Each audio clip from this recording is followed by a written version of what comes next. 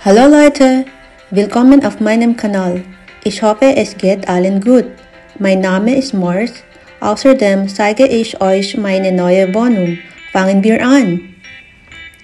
Dahil first breakfast ko dito sa bagong kong bonong apartment, kailangan ko magluto ng corned beef. Favorite ko po kasi ang corned beef. Ayan, luto po tayo, patatas, sibuyas. Ayan na po yung corned beef. Delimondo. Masarap po yan eh. Nabili ko pa sa Pilipinas. O, diba? Masarap yan. Tikman nyo guys. Bili kayo. Meron available sa Pilipinas. Wala dito sa Germany. Delimondo. Bekeneman. Ayan. Corned beef. Madali ang luto para sa breakfast.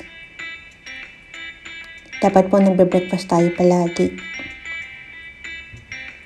Ayan.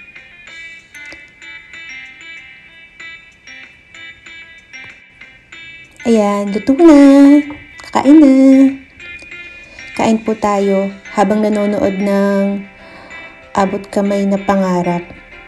Ayan, si Lynette tsaka si Dr. Annalyn Santos. Favorite ko din yun eh. Palabas sa GMA. Kain po tayo. Gusto ko pong sabihin na ang buhay po dito sa Germany as an OFW nurse, okay naman po.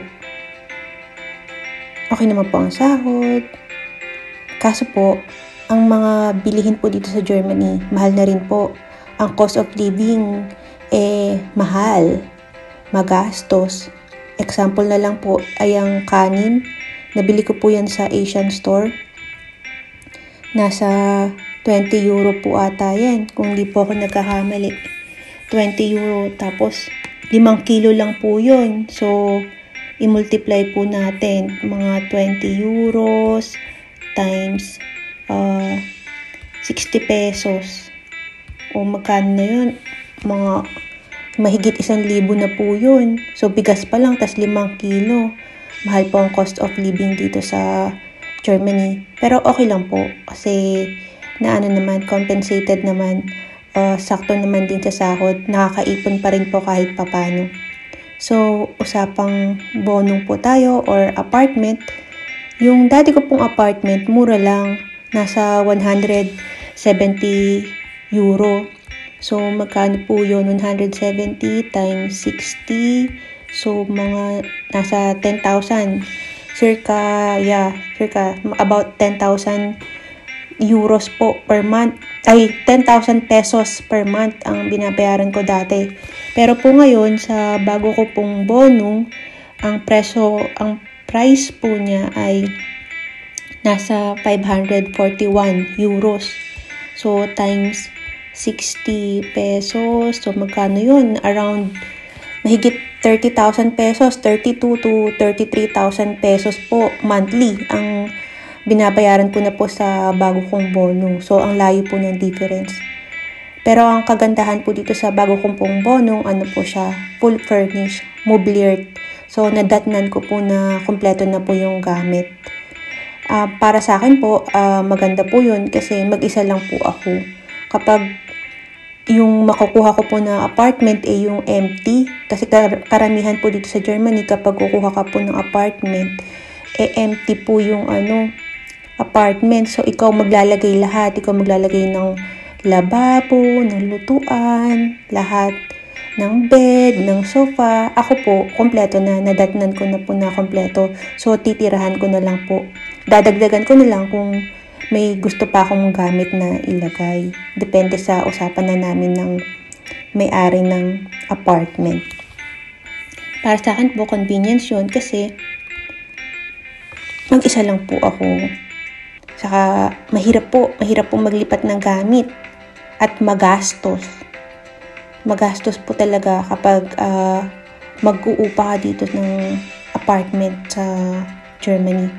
Parang sa lahat naman, parang wala na pong mura ngayon. Ayan, ang sarap pong kumain. Kain po tayo. Kanin, corned beef, itlog. Ayan, habang nanonood ng paborito kong palabas.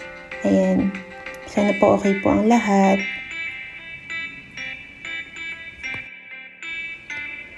Masarap din po pala tong lychee pudding. Lychee flavor. Nabili ko po sa Asian store.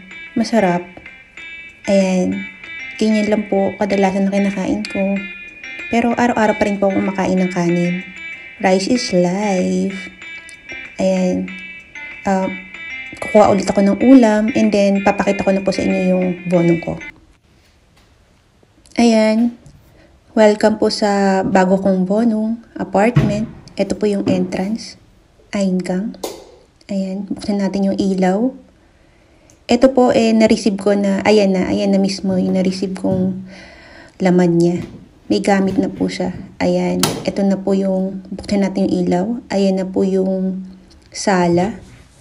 Living area. Meron na pong kasamang TV. Meron na ring upuan. Lamesa. Tapos ilang hakbang lang. Ito na po, dyan kakain. Tapos ito, yung lababo. Ito yung ref. Provided na rin po ng may-ari. Lutuan.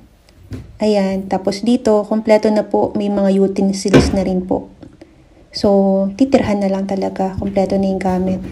Tapos dito naman, yung banyo. Yung CR. Okay naman. Malinis naman yung CR. Malaki din para sa isang tao. Isa lang ng tao lang naman po yung titira. Kaya, okay na yung ganyan kalaking CR. Pwede na. Malinis. Ayan. Tapos, balik tayo. Ikot konti. O, ayan ulit po yung sala. Tasakbang lang po konti. Ayan na po yung kwarto. Bedroom na po. Ayan. Empty pa. Wala pang laman. Di ko pa po kasi nalagay yung mga gamit ko. Nasa kabilang apartment pa po yung gamit ko. So, ayan. Sliding door. Ang pintuan papuntang kwarto. Ayan. Wala pa pong bedsheet. Di ko pa po nalagyan. Malinis naman yung kwarto. Sakto lang. Di gaanong maliit, di gaanong malaki. Sakto lang po talaga pang isang tao. Tapos ayan, buti naman may hanger. O diba, binilang ko pa kung ilan yung hanger. Kasama po kasi yan sa endorsement kung ilan po yung na-receive mong gamit. Tapos magpipirmahan kayo ng may-ari kung ano yung mga na-receive mong gamit. Ayan lang naman po yung bonong ko, yung bago kong apartment. O diba, pwede na. Yan.